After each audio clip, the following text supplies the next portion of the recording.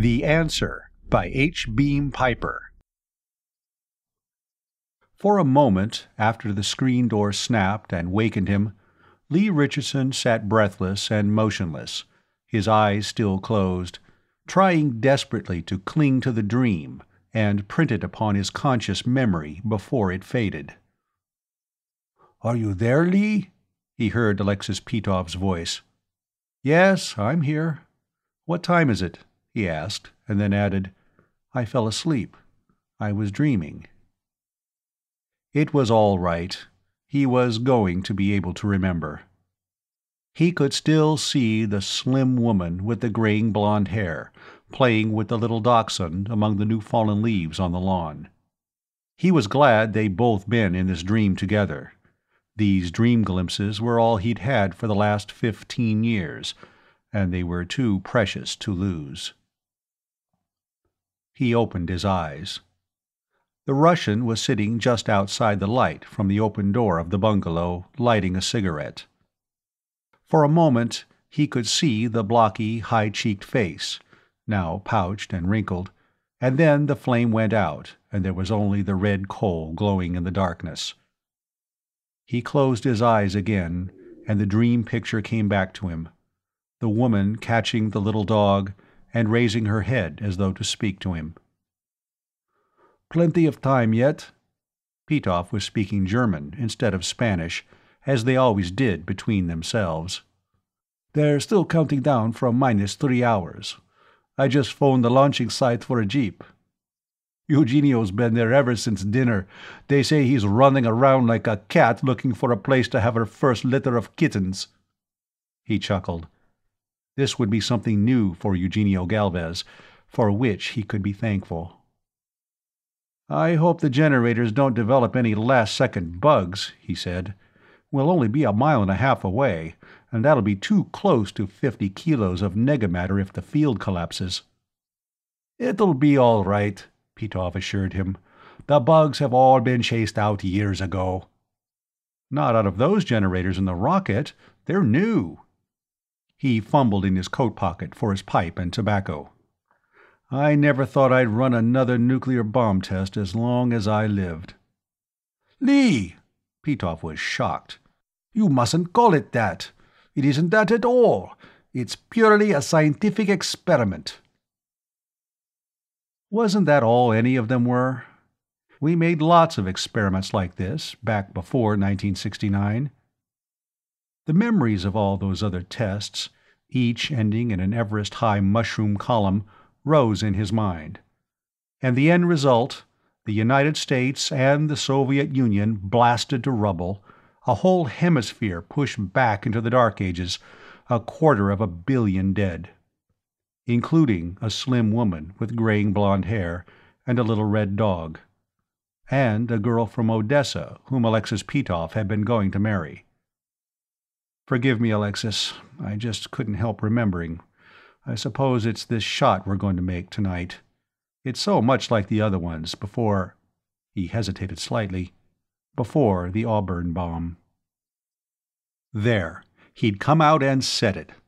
In all the years they'd worked together at the Instituto Argentino de Ciencia Física, that had been unmentioned between them. The families of hanged cutthroats avoid mention of ropes and knives. He thumbed the old-fashioned American lighter and held it to his pipe. Across the veranda, in the darkness, he knew that Petov was looking intently at him. "You've been thinking about that lately, haven't you?" the Russian asked, and then timidly, "Was that what you were dreaming of?" "Oh, no, thank heaven." "I think about it too, always. I suppose—" He seemed relieved now that it had been brought out into the open and could be discussed. "You saw it fall, didn't you?" "That's right. From about 30 miles away. A little closer than we'll be to this shot tonight. I was in charge of the investigation at Auburn, until we had New York, and Washington, and Detroit, and Mobile, and San Francisco to worry about. Then what had happened to Auburn wasn't important anymore.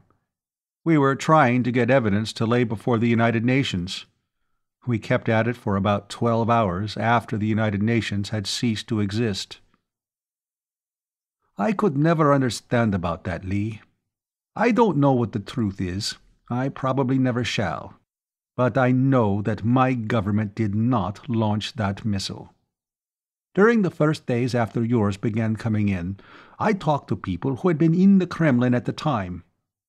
One had been in the presence of Klizenko himself when the news of your bombardment arrived. He said that Klizenko was absolutely stunned. We always believed that your government decided upon a preventive surprise attack and picked out a town, Auburn, New York, that had been hit by one of our first retaliation missiles and claimed that it had been hit first. He shook his head. Auburn was hit an hour before the first American missile was launched. I know that to be a fact. We could never understand why you launched just that one, and no more until ours began landing on you, why you threw away the advantage of surprise and priority of attack. Because we didn't do it, Lee. The Russian's voice trembled with earnestness. You believe me when I tell you that? Yes, I believe you. After all that happened, and all that you and I, and the people you worked with, and the people I worked with, and your government and mine have been guilty of, it would be a waste of breath for either of us to try to lie to the other about what happened 15 years ago. He drew slowly on his pipe. But who launched it then? It had to be launched by somebody. Don't you think I've been tormenting myself with that question for the last 15 years? Petov demanded. You know, there were people inside the Soviet Union, not many, and they kept themselves well hidden, who were dedicated to the overthrow of the Soviet regime. They, or some of them, might have thought that the devastation of both our countries and the obliteration of civilization in the Northern Hemisphere would be a cheap price to pay for the ending of the rule of the Communist Party. Could they have built an ICBM with a thermonuclear warhead in secret? He asked. There were also fanatical nationalist groups in Europe, both sides of the Iron Curtain, who might have thought our mutual destruction would be worth the risks involved. There was China and India. If your country and mine wiped each other out, they could go back to the old ways and the old traditions. Or Japan, or the Muslim states. In the end, they all went down with us. But what criminal ever expects to fall? We have too many suspects, and the trail's too cold, Alexis. That rocket wouldn't have had to have been launched anywhere in the Northern Hemisphere. For instance, our friends here in the Argentine have been doing very well by themselves since El Coloso del Norte went down. And there were the Australians, picking themselves up bargains in real estate in the East Indies at gunpoint. And there were the Boers, trekking north again, in tanks instead of ox wagons. And Brazil, with a not too implausible pretender to the Braganza throne, calling itself the Portuguese Empire and looking eastward. And to complete the picture, here were Professor Dr. Lee Richardson and Comrade Professor Alexis Petrovich Petov, getting ready to test a missile with a matter annihilation warhead. No, this thing just wasn't a weapon. A jeep came around the corner, lighting the dark roadway between the bungalows, its radio on and counting down. 22 minutes. 21:59. 58. 57. It came to a stop in front of their bungalow at exactly -2 hours, 21 minutes, 54 seconds.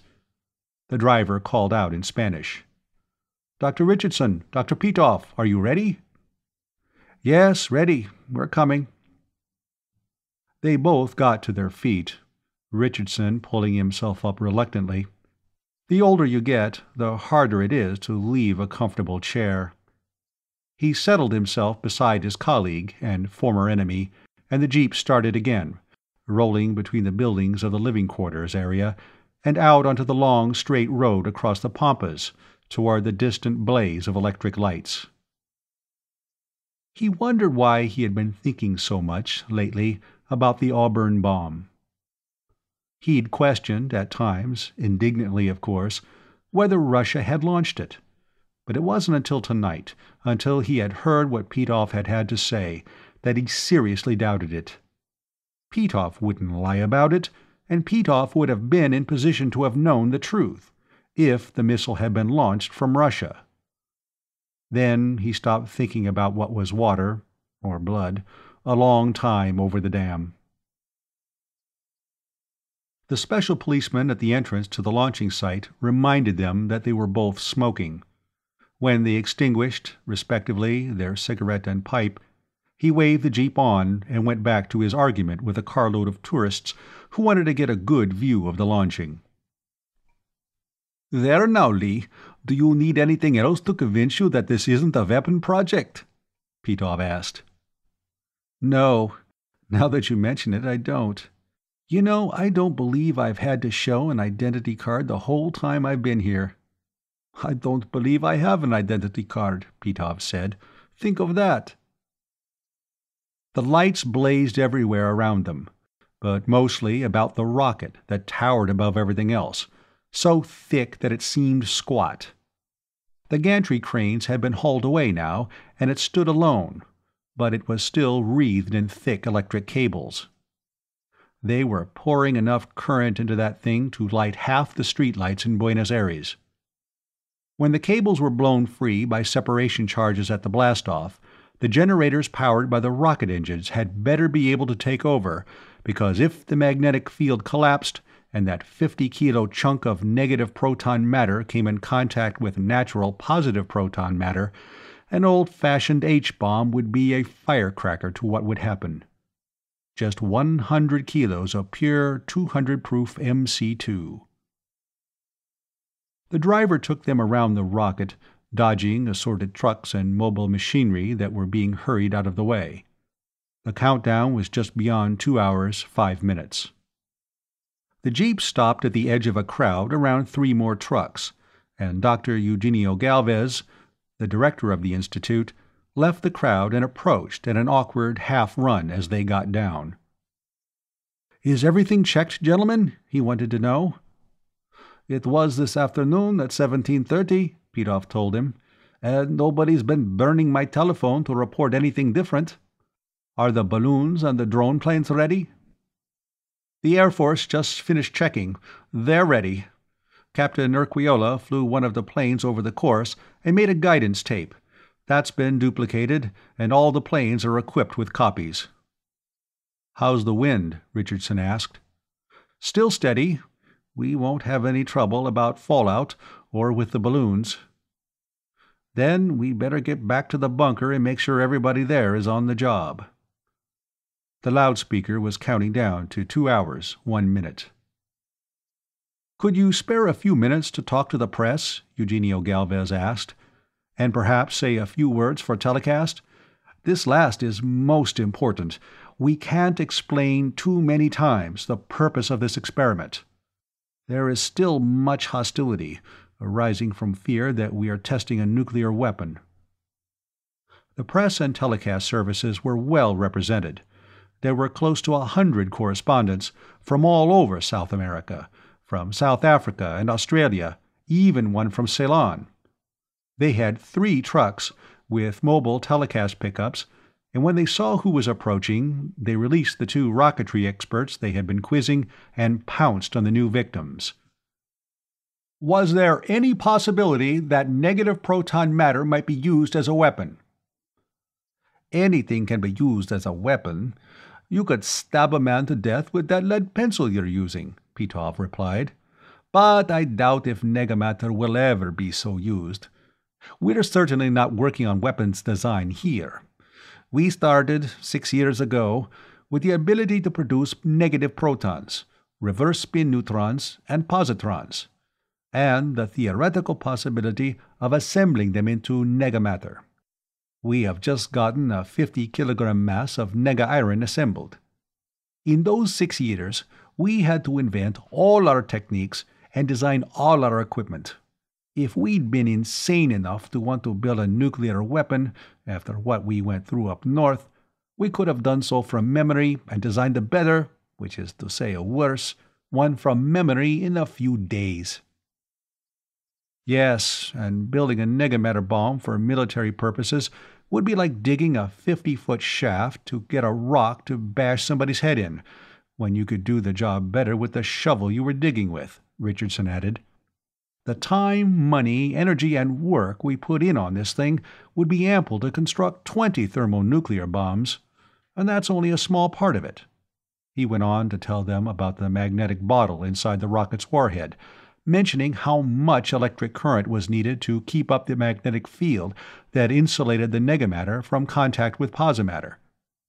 Then what was the purpose of this experiment, Dr. Richardson? Oh, we were just trying to find out a few basic facts about natural structure. Long ago, it was realized that the nucleonic particles, protons, neutrons, mesons, and so forth, must have structure of their own. Since we started constructing negative proton matter, we found out a few things about nucleonic structure, some rather odd things, including fractions of Planck's constant.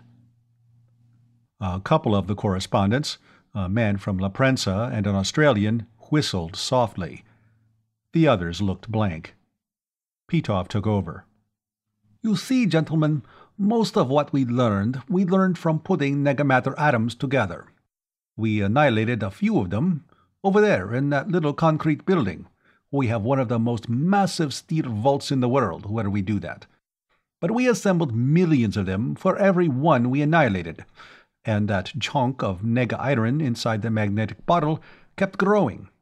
And when you have a piece of negamatter you don't want, you can't just throw it out on the scrap pile.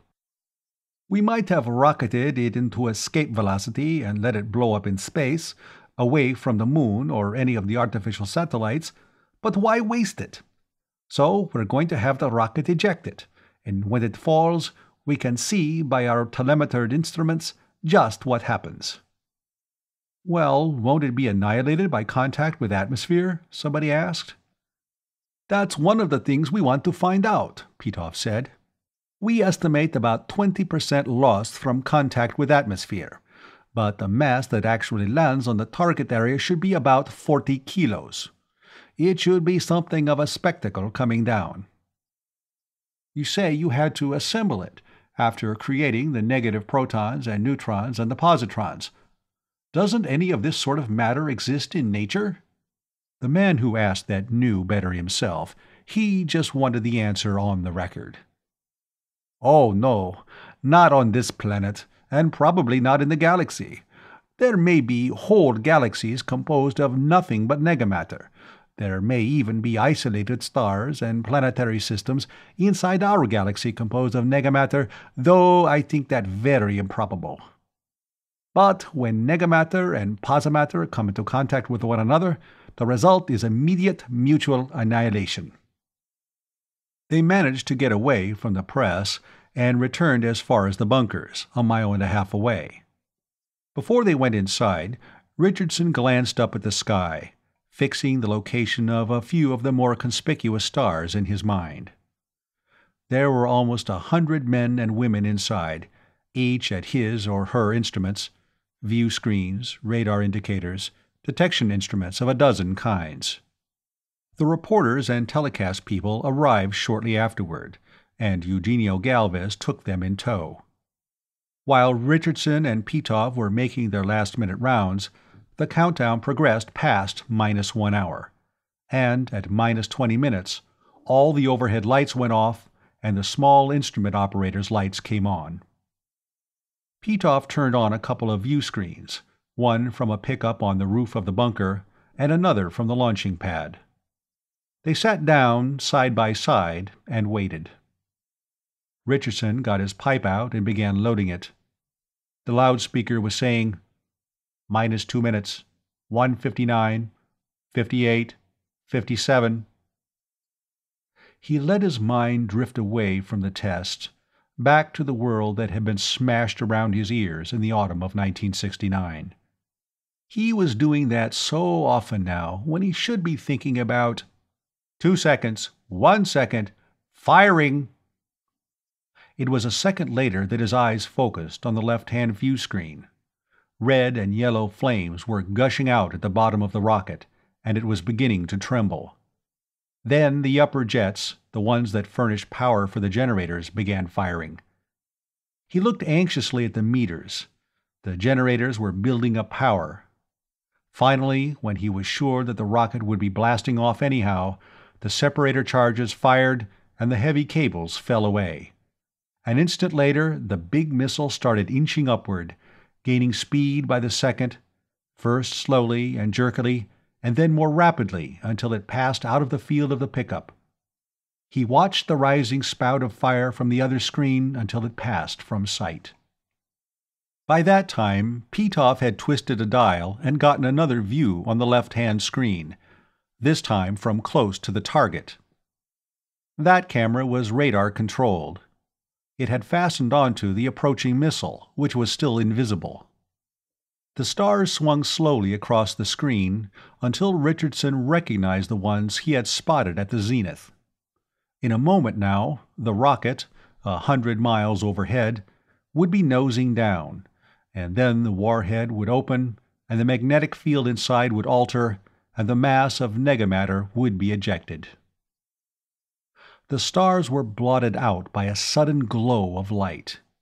Even at 100 miles, there was enough atmospheric density to produce considerable energy release.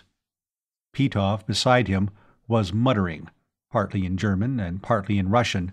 Most of what Richardson caught was figures, trying to calculate how much of the mass of unnatural iron would get down for the ground blast. Then the right-hand screen broke into a wriggling orgy of color, and at the same time, every scrap of radio-transmitted apparatus either went out or began reporting erratically. The left-hand screen, connected by wiring to the pickup on the roof, was still functioning. For a moment, Richardson wondered what was going on, and then shocked recognition drove that from his mind as he stared at the ever-brightening glare in the sky. It was the Auburn bomb again. He was back, in memory, to the night on the shore of Lake Ontario, the party breaking up in the early hours of morning, he and Janet and the people with whom they had been spending a vacation week standing on the lawn as the guests were getting into their cars. And then the sudden light in the sky, the cries of surprise and then of alarm as it seemed to be rushing straight down upon them. He and Janet clutching each other and staring up in terror at the falling blaze from which there seemed no escape. Then relief as it curved away from them and fell to the south. And then the explosion, lighting the whole southern sky. There was a similar explosion in the screen, when the mass of nega-iron landed, a sheet of pure white light, so bright and so quick as to almost pass the limit of visibility. And then a moment's darkness that was in his stunned eyes more than in the screen, and then the rising glow of updrawn incandescent dust. Before the sound waves had reached them, he had been legging it into the house. The television had been on, and it had been acting as insanely as the screen on his right now. He had called the state police, the telephones had been working all right, and told them who he was, and they had told him to stay put and they'd send a car for him. They did, within minutes. Janet and his host and hostess had waited with him on the lawn until it came, and after he had gotten into it, he had turned around and looked back through the rear window, and seen Janet standing under the front light, holding the little dog in her arms, flopping one of its silly little paws up and down with her hand to wave goodbye to him. He had seen her and the dog like that every day of his life for the last 15 years. "What kind of radiation are you getting?" He could hear Alexis Petov asking into a phone. "What? Nothing else? Oh yes, of course. But mostly cosmic. That shouldn't last long." He turned from the phone. "A devil's own dose of cosmic and some gamma. It was the cosmic radiation that put the radios and telescreens out. That's why I insisted that the drone planes be independent of radio control." They always got cosmic radiation from the micro-annihilations in the test vault. Well, Now they had an idea of what produced natural cosmic rays.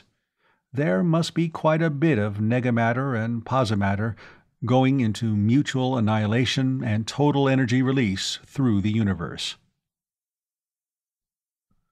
Of course, there were no detectors set up in advance around Auburn, he said. We didn't really begin to find anything out for an hour. By that time, the cosmic radiation was over, and we weren't getting anything but gamma. What has Auburn to do? The Russian stopped short. You think this was the same thing? He gave it a moment's consideration. Lee, you're crazy. There wasn't an atom of artificial negamatter in the world in 1969. Nobody had made any before us. We gave each other some scientific surprises then, but nobody surprised both of us. You and I, between us, knew everything that was going on in nuclear physics in the world. And you know as well as I do— A voice came out of the public address speaker. Some of the radio equipment around the target area that wasn't knocked out by blast is beginning to function again. There is an increasingly heavy gamma radiation, but no more cosmic rays. They were all prompt radiation from the annihilation. The gamma is secondary effect. Wait a moment. Captain Urquiola of the Air Force says that the first drone plane is about to take off. It had been 2 hours after the blast that the first drones had gone over what had been Auburn, New York. He was trying to remember as exactly as possible what had been learned from them. Gamma radiation, a great deal of gamma. But it didn't last long.